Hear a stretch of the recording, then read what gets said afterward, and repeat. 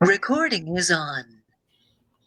Welcome to DXDAO's. I actually can't share my screen right now. So I need to get permissions. Sorry, welcome to DXDAO's product strategy chat for Friday, January 15th, 2020. I wanted to start just kind of following up on what we discussed last week, which was pretty focused on just a general layer 2 strategy. And so I put together some of the initial thoughts there. And so I think the goal is to hear is like, how can we have like one source of truth for how we're thinking about layer 2 strategy. And it's obviously something that I think affects all the products, but it affects governance. It affects a lot of the different things we did. So this will hopefully I'll post in the forum. We can kind of kick off this discussion. Obviously, most of this is some of my thoughts, but I try to do the best part of kind of framing it. And then in terms of, so I kind of start with, let's establish the definitions for side chains, layer 2, what is a bridge, what is an EVM compatibility, and kind of roll-ups, and then looking at the current landscape that is out there, XDAI, Matic, Loopring, ZK Sync, Optimism, and Arbitrum. And then talking a little bit about DXDAO's experience with scalability solutions. And I've really noticed this the last couple of weeks as people have been talking about it on Twitter and elsewhere, that like DXDAO has done a lot of these things already. Like we've experimented with it. And so we're not someone that is coming at this like just for the first time. I saw Stanley from Aave just like send out a Twitter poll on like which scalability solution to use. And it seemed like they had not been thinking as much about it.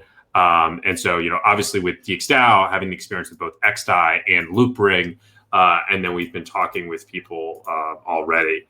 And just kind of my overall thesis on the scalability solution part, you can kind of see as I lay it out here is, I think there's no hope on the short-term horizon, right? I don't think there's anything going to happen like next month or the month after that, where liquidity migrates.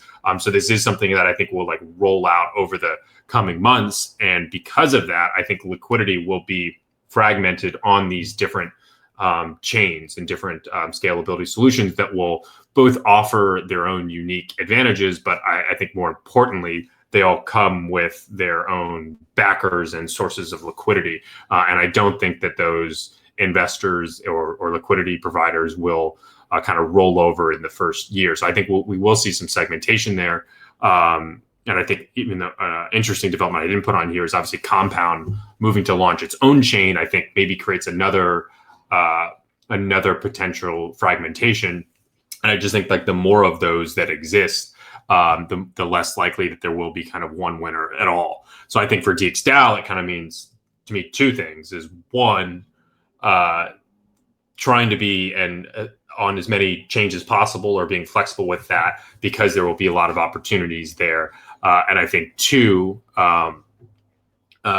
is focusing on the bridges and kind of the transitions from both layer 1 to layer 2, but also even from other layer 2s themselves, just because I think that will be a really important part that a lot of people will be interested in.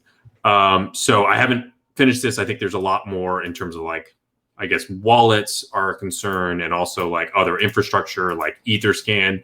But that's kind of the start. And then I think we should look individually at our products, and I think each product has a different appeal to it.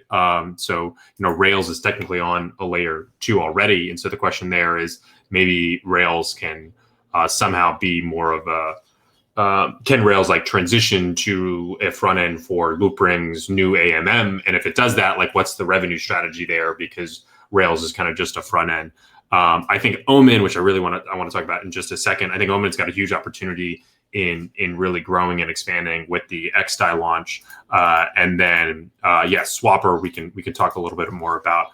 But those are just kind of the initial things here. So you can make comments on this doc now, or I'll post it in the forum if you want to.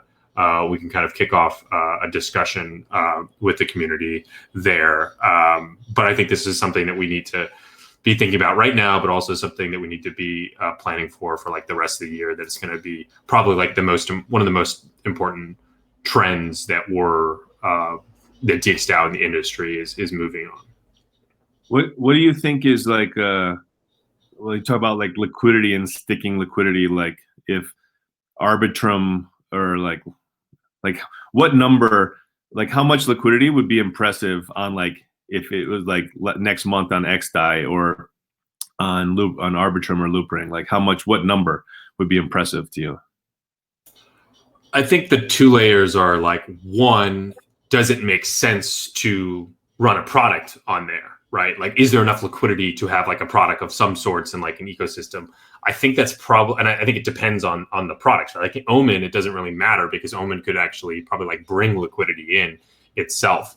But I think like 10 million is probably something that you need kind of a base minimum to be able to like have some products. But I think from like a winner perspective, like I don't think anything will really be like a competitive DeFi product literally until it has like $1 billion of TVM of like liquidity. How much do you think is on Loopring with their recent 100 million? Yeah, 100 million. That's pretty good, I thought, right? Yeah, I think it's good. And AMM is obviously heavily incentivized. Like this is kind of they're doing a liquidity mining campaign, but I think that's a really impressive amount. I think Loopring is also like putting like Loopring the token itself is like a good sized market cap, so they can like attract some liquidity by just making that like a competitive place to trade. So if I like because my opinion is if Loopring, okay, DeFi amounts are going to grow in general, but if Loopring had 500 million and it had like the main pairs you want to trade, like in terms of Uniswap pairs, why would you, like I'm not using Uniswap anymore. I just use it on Loopring. Like it's so much better and easier.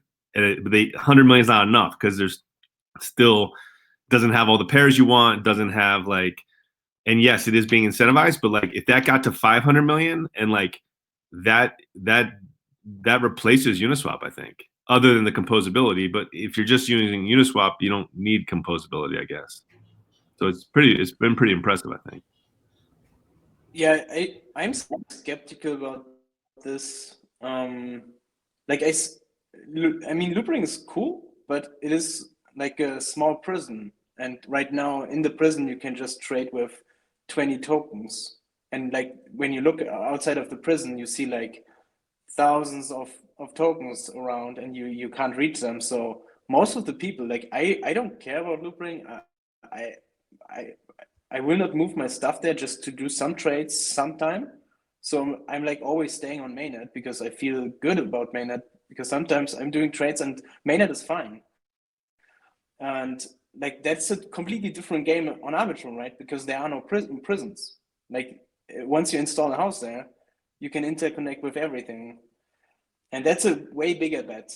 And that's why I don't see where we can,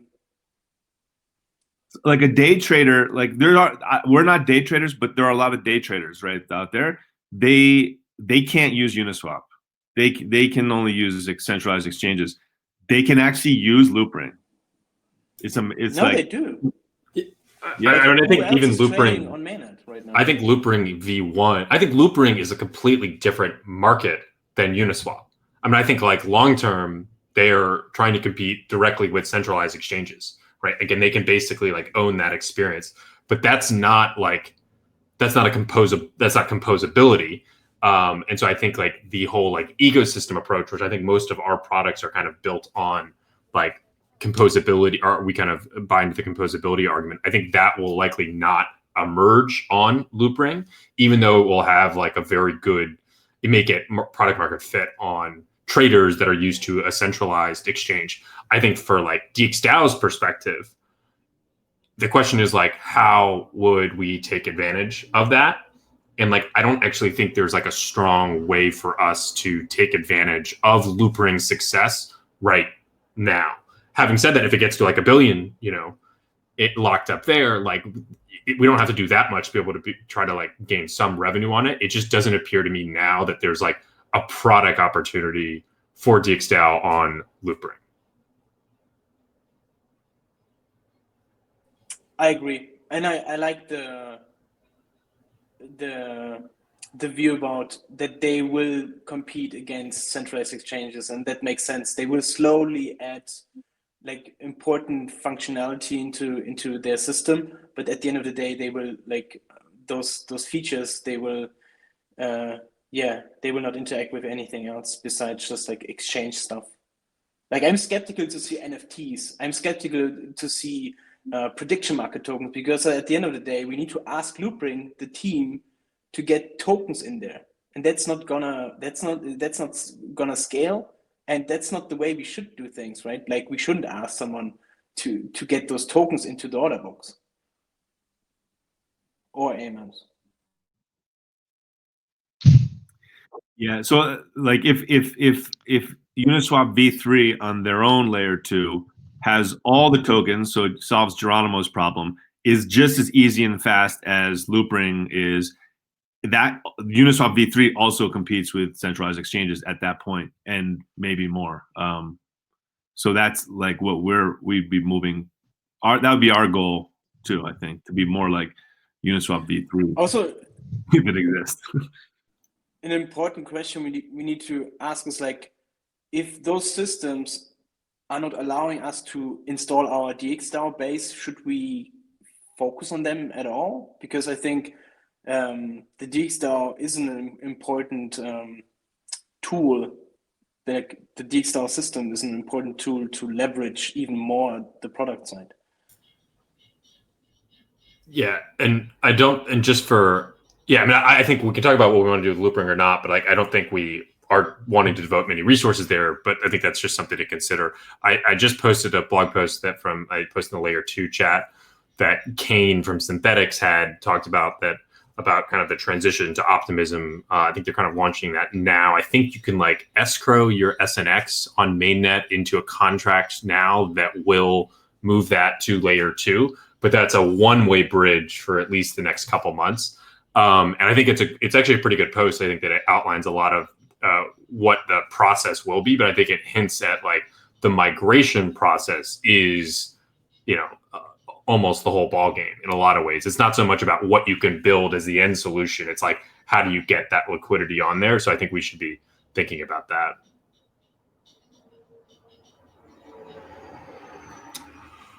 Cool. So so any comments or suggestions either on the doc or when I post it on the forum? I think that'll be great. We'll kind of keep the conversation going. We will probably use that as a basis for some type of depending on kind of how Arbitrum rolls out their testnet, if we're participating in that, we'll use that as a basis for some initial announcement. But I also think it's we're trying to be pretty open to all players here, and I don't think we're trying to pick any winner here. So it's not, like I said in the doc, not picking a winner. It's kind of all of the above and considering how things play out. So the whole like no hope in the short term, even though it's not the end goal, I think that Omen on XDAI, DXDAO on XDAI, which we're not really even leveraging, we could use for payments, all these small things like Keenan's request, whatever. I think we could leverage XDAI more than we are, and Omen will be the first real example of it. But it's mainly this user experience thing. So if we solve the user experience thing, where it's like, it could become, with the right wallet, like Portis wallet or Ethereum embedded, and like an on-ramp into XDAI with your debit card, that could become like a poly market experience that like people like don't even know they're using blockchain. So I think we could do a lot more with XDAI in the near term, and then be ready for other ones. I like not like now even, and like it's great that we already started the process to get installed. Like Omen is awesome because it can move quick and experiment with different types of networks simultaneously, which is great for us because we can get experience on those networks, which we will probably do with Arbitrum, like in the next 3 months, just like on the sideline exploring and see how much close we can get on XDAI and why we're actually trying to get the best out of XDAI. And I think Martin already is signaling that there might be even a chance that users will never need to change networks and just like use a mainnet connection in combination with a burner wallet, which is owned by some Gnosis safe contracts by the user. Like it's complex behind the hood, but if we can like achieve a huge user experience where the user is just going like just depositing stuff on this mainnet product, and the UI is showing markets from mainnet and even XDAI, like that's crazy, right? That you can like switch inside the front end, like which network you want to be in, because we have this burner wallet inside, which is not really a burner wallet because it's kind of owned by the Gnosis safe, which is a safe like anchor. People will not lose money, and we can like leverage this. And this is like a very interesting point where we can actually like then even trying to compete against Polymarket. Yeah, I completely agree. I think like Omen should not really be thinking about any other scalable solution for like the next 3 or 4 months. Not saying it shouldn't be focused on, it should be considering that, but I just think there's so much room to run on XDAI now. And so I guess like, and like my kind of, my like, what I want to, the threshold I want to cross is like, I bet, you know, when am I going to send this to my friends on like a sports game or something like that? Or like, when could we create a market almost for like ourselves on like something like that? And like my non kind of crypto friends, I think there's like some opportunity there. So what are we kind of, I guess, what's the plan with XDAI? You know, we have maybe a working product. Like, how do we drive users? How do we drive growth? You know, marketing push, kind of, should we be focusing on like non-crypto people? Should we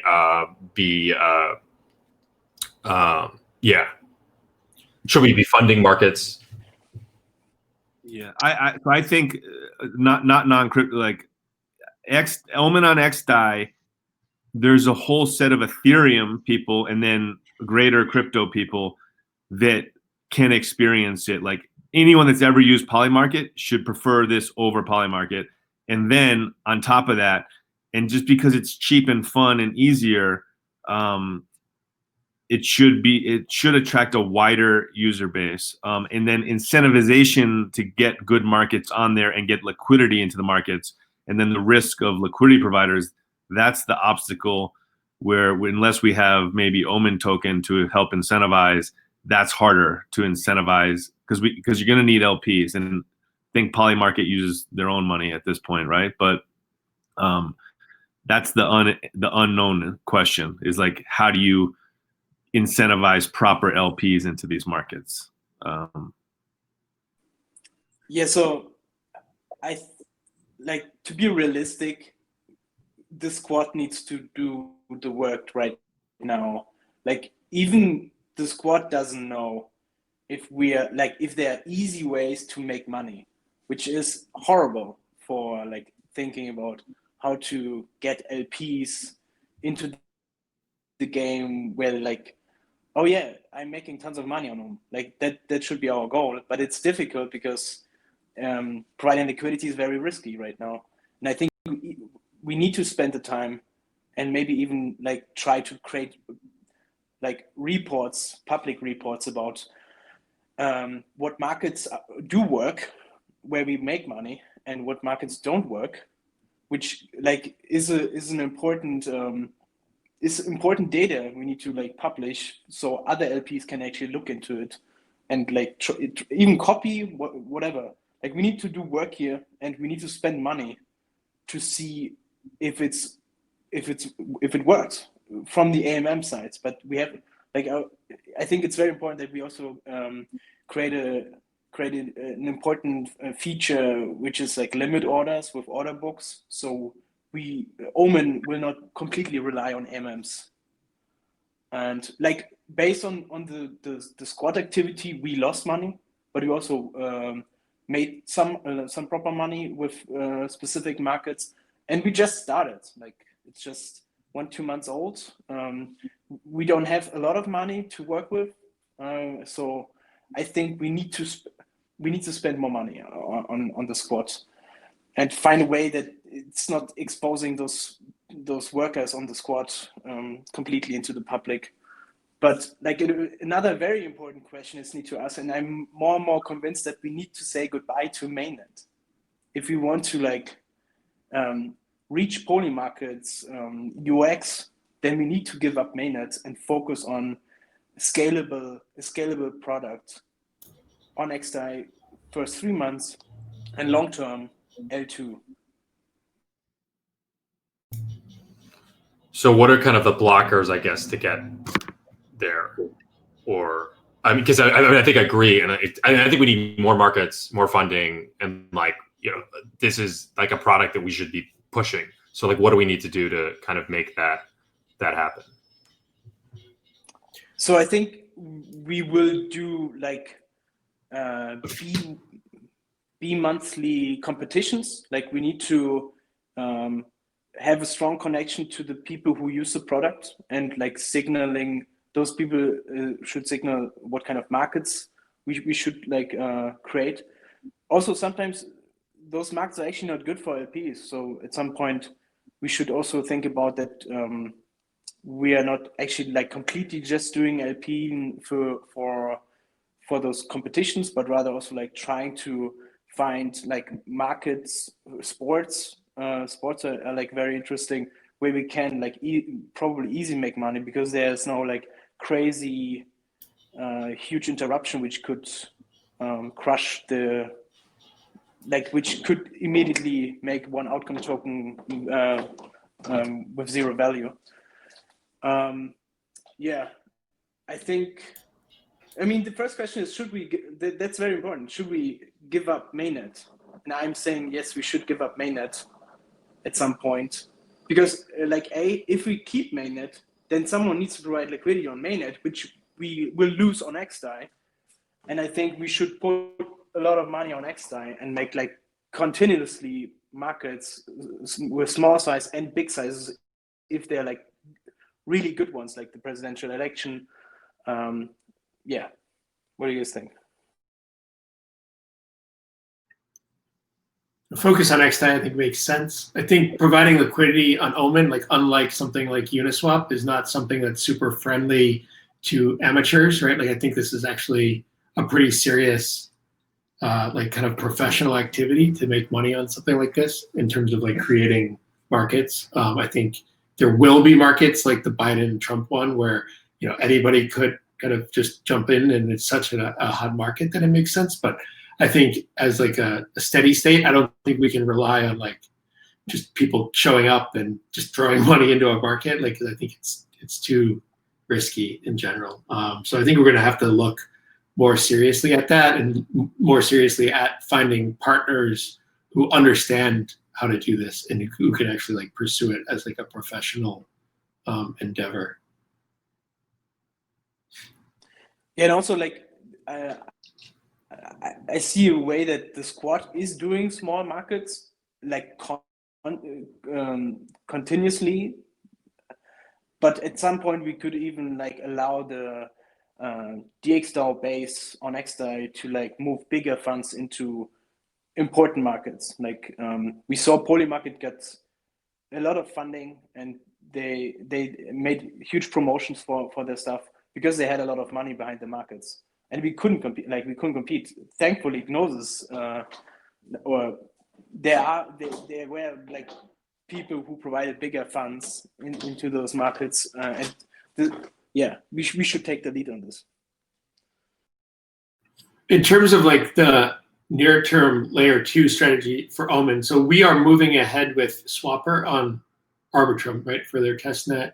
There's an announcement next week, and then mainnet is aimed for March 1st. I guess I'm not clear, Geronimo, what are we planning for Omen? Is the idea just to focus on XDAI right now, or do you want Omen to be part of kind of the same timeline as Swapper on Arbitrum? Oh no! Like I don't no, not the same timeline. Like I think Omen should be on Arbitrum for sure, but like this should be is like a side project for us to first get to know Arbitrum. There are a lot of like tools which we can't use. Subgraph support is like limited, but like I think our complete focus should be XDAI, but we should like prepare to install, like start trying to install it on Arbitrum and finding ways how to like how the bridges work. And yeah, I think it's like an educational process and a learning process for the Omen team, but it doesn't mean that we shouldn't do it. Like the stuff, like I think it's important that we start working on Arbitrum, because I think it's like the long-term solution for all our products. Right. So I still need to respond to Kopelman like, yeah. Go ahead. Yeah. So I still need to respond to Kopelman. And that's I think our immediate focus is like is XDAI. What's learned from Swapper and DXDAO on Arbitrum will then be that those learnings will be able to, at some point, if it makes sense, to switch Omen from XDAI to Arbitrum. But you're not going to want to run it on mainnet, XDAI, and Arbitrum all at the same time, where like a user's going between three things, and there's three markets on three different chains, right? But Omen XDAI should be the focus for now, I think, and that would make Martin Kopelman happy as well, right? Yeah, totally. Right. So I need it's a great point that you make. Like Swapper will get yeah. Geronimo, with your pauses, and then you start talking. You keep getting me. I need to respond to Kopelman in DAO Talk, right? But Arbitrum does have support for subgraph, and it's going to be, right now they're limited on their testnet to not supporting archive nodes, but that will be ready for mainnet launch in a month, right? So I actually don't think there's limitations here around using Arbitrum. I understand if like we're already in process of deploying to XDAI with Omen, so it makes sense to focus on that first. But I don't think the reason is that we're necessarily more limited on the Arbitrum side. Well, the main difference would be XDAI has been running and being used for 2 years, and Arbitrum is not even live yet. Like, you don't even know if it's going to work, so you can't move to it yet. Like, you can test, but you can't until it's running successfully for at least 3 months. You don't really deploy a real application on there, right? Right, but that's what the opportunity is, right? The opportunity to be aggressive on that here, and it's not like, so yeah, if there was like a ton of users and like it was usually successful, then this kind of like wait and see, like we can't move things because we need to be cautious and make sense. But if we're trying to define the product and be aggressive, then I think that is actually the opportunity, right? But yeah, we'll see. I guess no matter what we do with Arbitrum and Omen, like I guess I just think we should be focused on like growing users and liquidity on Omen in like the next two months. And just like very specifically, I think we should have some strategy around the Super Bowl and the NFL playoffs. Like that's like a good market, and maybe that's something like we could do for XDAI. And so like I completely agree on the Arbitrum stuff. I think we should be able to like try to grow something with XDAI in the meantime.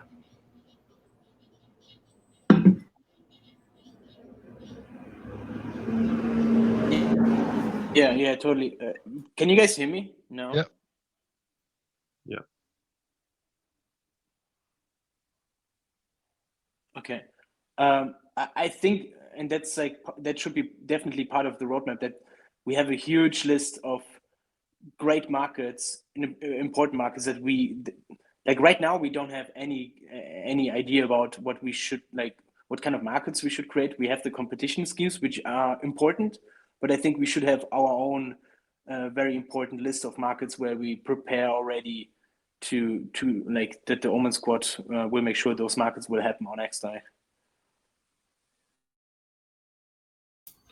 I think there is like the almost marketing angle, right, with like Omen on Arbitrum, which is kind of fine to say coming soon. I think that's something we should be like I think that's fine to commit to there. I just think like Omen is a product that like we got to move. Like Polymarket's moving. We need to have some way of like attracting growth and users, and I think there's like an opportunity to do that now on XDAI. So I think we should definitely take advantage of that. Yeah, also like very pleased to see that DAO Stack is supporting us, like without even asking for, like without the DXDAOs requesting it. They already signaled that they are moving ahead with like preparing the infrastructure for us on Arbitrum, which is very great to see, because I think the first thing we're gonna do is install our base there, right? Yeah, so it sounds like the strategy will be deploy the base, like the DAO clone, as well as Swapper to Arbitrum for day one, and then they're going to have like a page that lists all the products that are there and like coming. And so I think like Geronimo, would we have Omen like coming soon on that, or do you want to like forget about Arbitrum for the time being on Omen?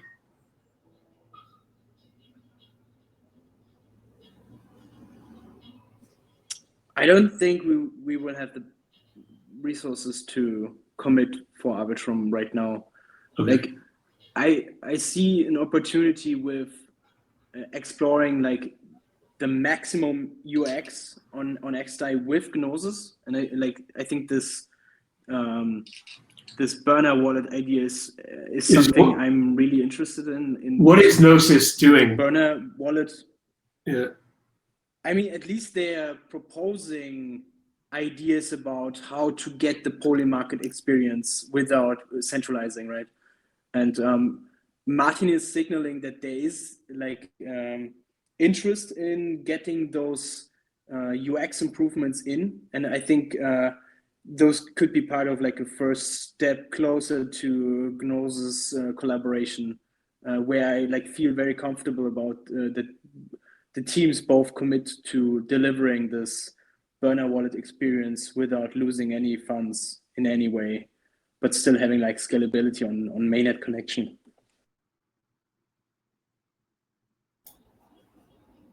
Yeah, I don't want us to be. I think the beauty of the layer 2 like the layout is that there's so many options, and I don't want us to be dependent on anyone else in that. And so yeah, I think we should like come up with ways of moving forward, and then if someone isn't there, like we have another option, we can do that.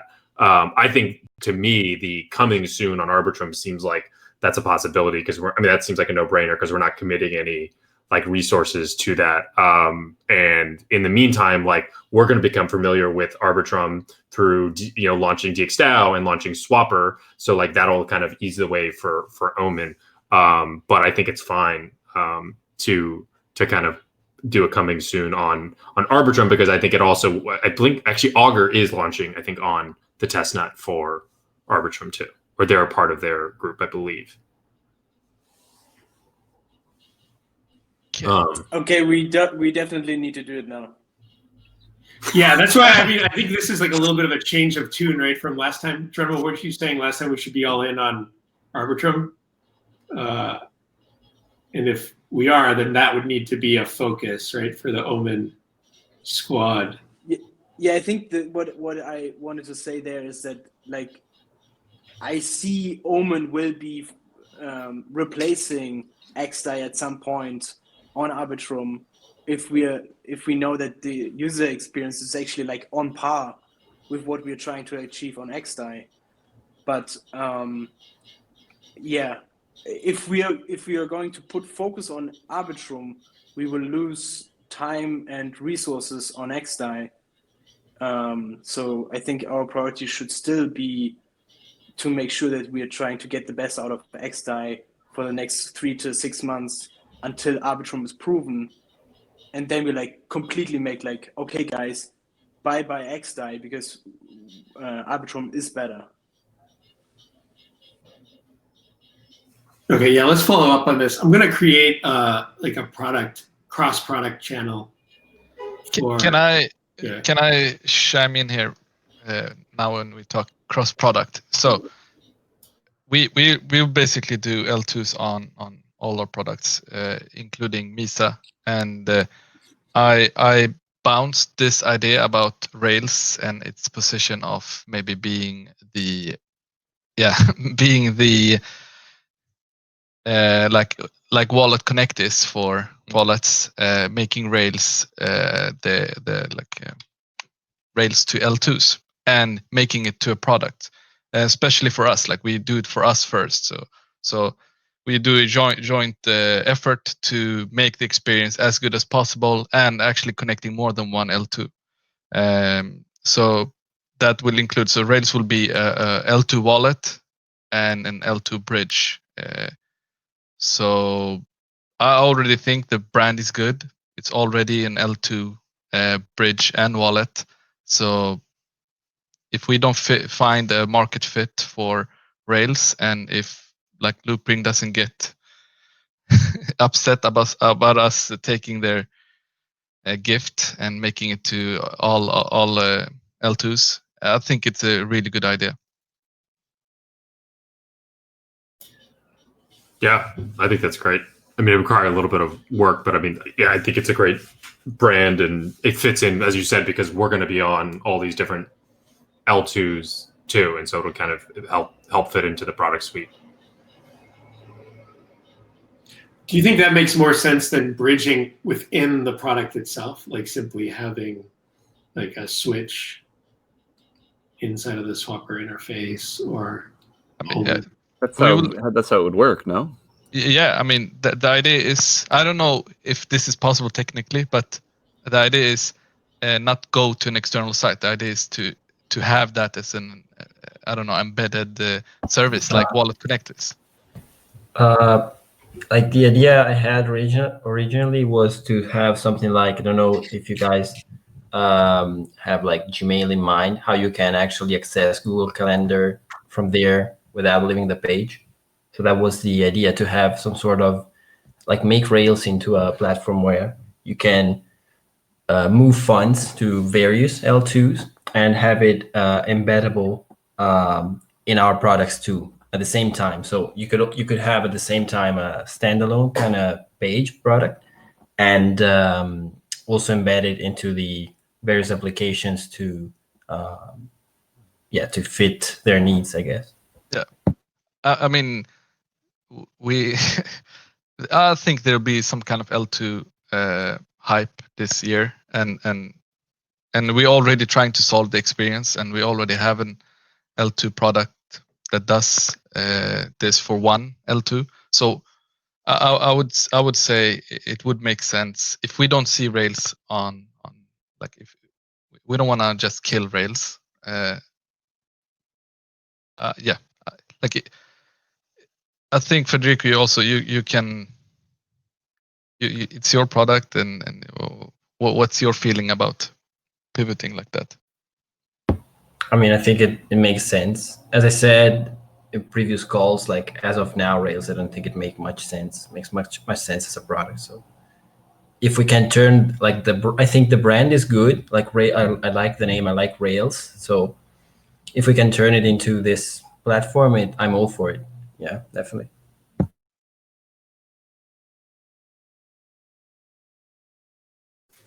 So I think the first project that will start implementing Arbitrum, at least, needs to start to do the work on that. At least work on the experience to see like what's the difference of building it in versus having this separate product that you embed, and what can we do and make sense. I think that product's gonna be Swapper. Or yeah. I mean, I like, first of all, I need more people working on Swapper. So if we can have the L2 be a joint effort from all our groups, that would be great. I think Misa also very relevant here, because I'm thinking of projects probably want to do their IDOs on L2s soon, and we want that connection in between those two.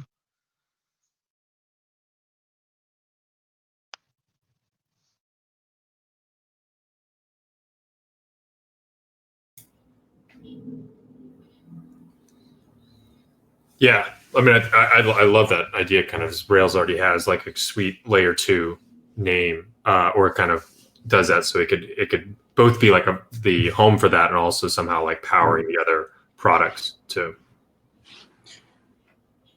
Yeah, I'd like to see kind of more clearly what that entails. Like, I'm a little confused as to whether this would be a different product and like therefore like a different brand with Rails, or if it's just something that gets built into our products and is not really like a separate brand. But it will be both. Like yeah. that's my idea. Rails.eth is still there. People still like link to Rails.eth when they want to bridge stuff, and at the same time, projects can embed Rails like a plugin.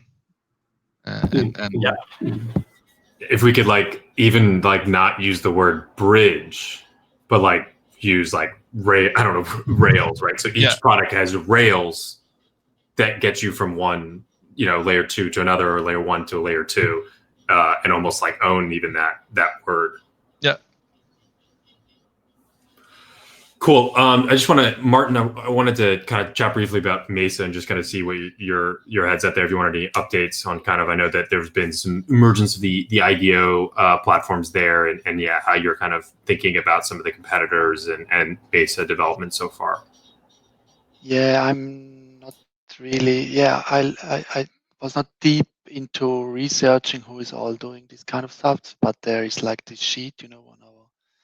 There's a document which I call like Mesa Genesis on, and I collect this kind of stuff, and we see that others are working this direction, and one is like PrimeDAO is working with Balancer. They got like a grant from Balancer, I think. And one possibility, maybe we should try to reach out to PrimeDAO and ask them if we can make some collaboration. Maybe just talk and see how they are think about this kind of stuff. And because in a way, it could be also like an auction mechanism would be used on our product. And I think we have like some connection to PrimeDAO. I'm not sure. They've been pretty vocal about their stuff recently, and it looks like they have like a ton of resources, but I don't think so. But yeah, maybe it's just a show.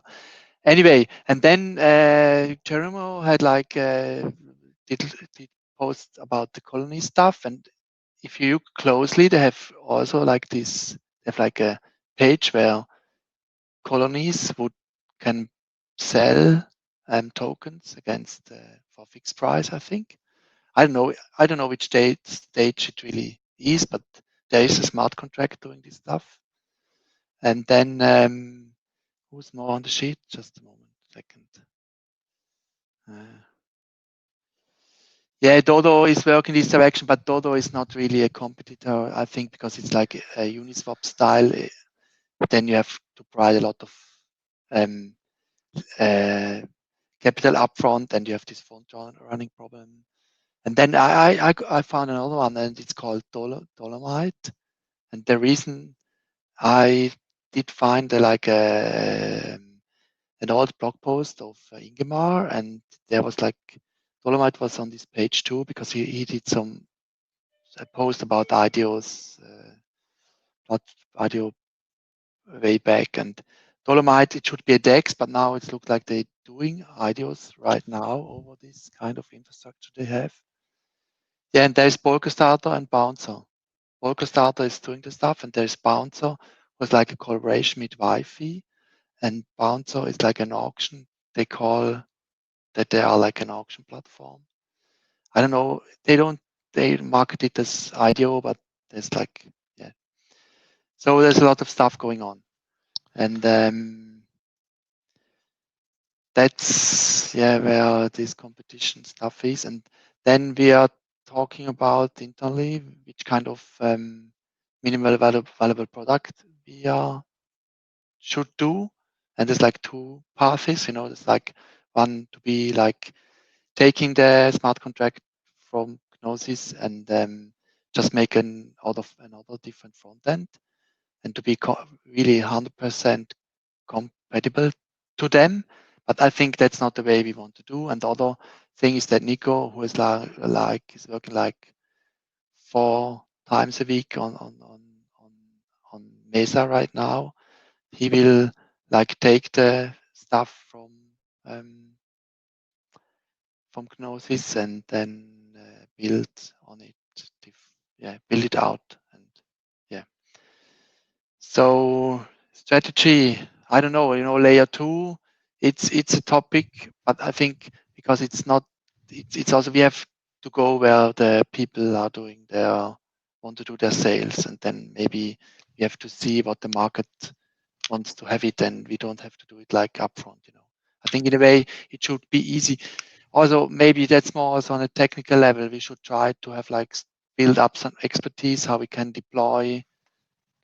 quickly deploy our stuff on different layer 2s. And then if we have like this, then we can also, if projects are coming to us and they tell us we want to do it on whatever, we can then use our expertise and deploy Mesa also on other chains. But I think we should go with demand and not reach into one of these layer 2 solutions, because it's a little bit different. And also in the build, okay, maybe it's not that easy. If you have really this, if you can fulfill this basic idea and also do it on the MVP, that we can channel in liquidity into Swapper, then it's not so, it's more difficult, the layer 2 stuff, because then we need Swapper at the place too, and but that's where I am right now. And if anything, any input? I'm seeing from my channels that almost every single IDO that happens right now is happening on either actually Uniswap or on Polkastarter. Yes. So yeah, but that this is also, so sorry. This is also what I see. Is also the thing is, how do you solve the permissionlessness? So because Polkastarter, they're just reckless. Anybody can do it on their end, and I don't know if that's the style we want to do on the open. Because it's also like a reputation risk, and I don't know how we want to handle this. Yeah. So if we just what I think, at least this is all right for now, because there's no big IDO happening. If we had a really, really big IDO happening, we will have some kind of people be super angry because of front running and botting, or the pages being DDoSed or whatever it could be. So for now, it's happening because it's only small IDOs, which is we want those too. But yes. So why did they move from, let's say, they could have done them on Bouncer, and they moved to Polkastarter. So I would say, again, the user experience is winning. It looks better, it feels easy, it's just connecting. And so going back to that, I would say an MVP from our side doesn't need to have all the stuff we need in the end. Just have a roadmap visible where we talk about all this stuff that we want to solve. Yeah. Also, if you, I think that's a good analysis, because in a way, Bouncer, it's like they do tons of different stuff, and they have not a position only for doing IDOs. And I think that's Polkastarter is doing it better, because they're telling people you are focused on doing IDOs, and that's our that's what we are. And Bouncer is I don't know what they do.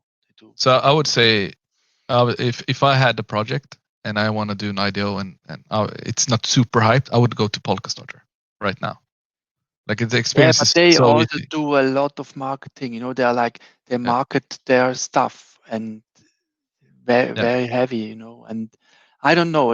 I'm divided. All this ICO flipping style, and in a way, it's just taking money from retails, and then the token they will disappear in nothing. And I don't know which kind of value we have in this regard, and maybe Yeah, I think in a lot of ways we can sometimes let the project, like a potential project partner, dictate how we would work. Because I think like in a lot of ways having like if there is like a brand name, if there is some like really big one, we can kind of wrap ourselves in that, and that would kind of determine what our strategy is. And so it's kind of hard to plan for, and it is kind of like a wait and see. But I wonder, yeah, I think in a lot of ways, a project that may fall into our lap, or one that would want something to use Mesa, maybe it's a partner that we're kind of working with, I think that we should be on the lookout for that, because that could kind of dictate some of the strategy here.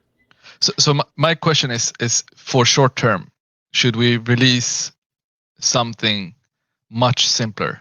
Because I don't see Mesa being alive on IDO side anymore, and I'm seeing other players grow here. It's like there's no problem, but what we can do, that's the basic stuff would be maybe have a double strategy. Nico is working on a new version, and there's a lot of work to do at the end. But what we can do, we can adopt the interface. Adam is working on like a prototype of the interface, and maybe we can adopt this one to exactly the same contracts as Gnosis is using, and even be like a competing platform to the IDOs they may be doing, on their tech. Because then maybe it's disturbing, but in a way, if we are able to make a better front end for the sale the Gnosis is doing, then it's like we're stealing like their new brand. They need like a new brand. I don't know which place they're doing it, but then and also it would then we will still have opened the doors to Gnosis, because then they can come to us and tell us, okay, we see you have like the Mesa brand, you have the Mesa brand, and people really want to do it on your side, and we really need a deal now, or whatever. Yeah. So this is also, I think it's not really that we have like decide this right now, but Nico is for sure, and we will for sure work on our own version, who's working completely different than, or has much more in it than Gnosis has right now. But do you think we have a timeline for an MVP for Mesa? Like which how far are we from an MVP? Yeah, I have like a timeline, but I didn't. I just made one, and there was not that much feedback. So my goal will be end of March, have like really working something. That's really what I want to achieve. But it also depends, now Nico is working on smart contract side, and this is more maybe for the future. And Adam started working on a prototype, and if he's going to stay with us, and we are happy to join, he's joining us, then we need some more devs maybe to finish in these 3 months, but maybe even not, it's because it won't have like this we won't have this backend stuff for the projects doing the IDO. We only do like a front end. Could we do a medium post from the DXDAO side where we talk about what is going on with Mesa and what is the short-term plan with the timeline? I think we're just leaving what happened like since API 3 until today to people to just even myself, I feel like, oh, Mesa is dead, or just to communicate, and also like it's good for us to know internally without going to the meetings what's going on. Okay. Yeah. Also, I think John, yesterday you had some ideas that you had on the next community call that I make some presentation or. Right. Yeah. For the next, not the next one, we're alternating between resource coordination and just recap. So in 2 weeks, the idea is to kind of present for each product, like the 6-month roadmap. Again, not like set in stone, just kind of like what we think we're currently thinking for the next 6 months. And like a budget around that, so that we can then kind of like put the whole budget context together and kind of be deliberate about where we're focusing. This kind of documents, they are like existing somewhere. I wrote a lot a lot of stuff in December. I'd have just to like concentrate it on one page and get it done. Yeah, and I think we'll also do like a short presentation at that just to kind of present it to the community. And that's also going to be on video.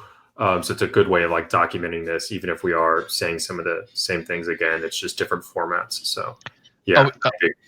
Are we gonna do that for DXDAO also, like as an like a DAO? Will we do a, or let's say a governance / DXDAO? I was gonna say I wanted to do one for governance. I don't know if that's like the same. I mean, I guess we could do more governance, and then like, is that separate from like product strategy? But I was gonna do one for like what we're trying to accomplish on governance and the different things there. Not so much from a product perspective, but I would say like governance is and will be one of our the biggest product. I'm not talking about revenue here. I'm like it's what's driving everything, and I think a lot of DAOs and projects will look at our project, which is our DAO, and I think it's good if we had that also from the product perspective. Like, well, what is the future of DAO for us, and what we're gonna do? Really, did you see I did like intervene in this Wi-Fi, Wi-Fi mission style, and then it was like about on Twitter, and then it was like about who is there was like a vote, a signaling vote, but they never implemented the stuff burning the keys. Or that shows it very well how it's really not working away. They signaled to burn the keys I don't know, 3 or 4 months ago, but they never implemented that, so they didn't burn the keys. And in a way, then banked that I said, it's he can come to us and ask us if because we have some knowledge. But then he went to how is it, not alchemy? He went to Colony. Yeah, he was ending up with Colony. Maybe they're just selling the stuff way better than we are. Yeah, I think a lot of this is kind of dependent on the Gov 2.0 stuff. Because I think Colony is not working right now. It's not mainnet, or is it? No, it's Figma designs. Yeah, it's really not. It's not. Yeah, but in a way, it's strange. No, then he's looking this video and he thinks, that's the solution. It's very cool, but we exist and we are operating in a working way, and then maybe people just see alchemy. They don't see us in a way. You're saying Colony, the DAO's platform, right? Yes. I think Colony is on XDAI, actually. It runs on XDAI. Okay. I think. No, it's just to set in a way is right. We should like. But really not the stuff the CEO presented. Not the Figma. I agree on the governance stuff, and I think we need to kind of be pushing for this more broadly. And I think, as I said, I think the Gov 2.0 is important to this because I think our governance system is pretty good, but if it doesn't include DXD, it's like kind of a huge hole. So I think having that component will allow us to broadcast a little broadly.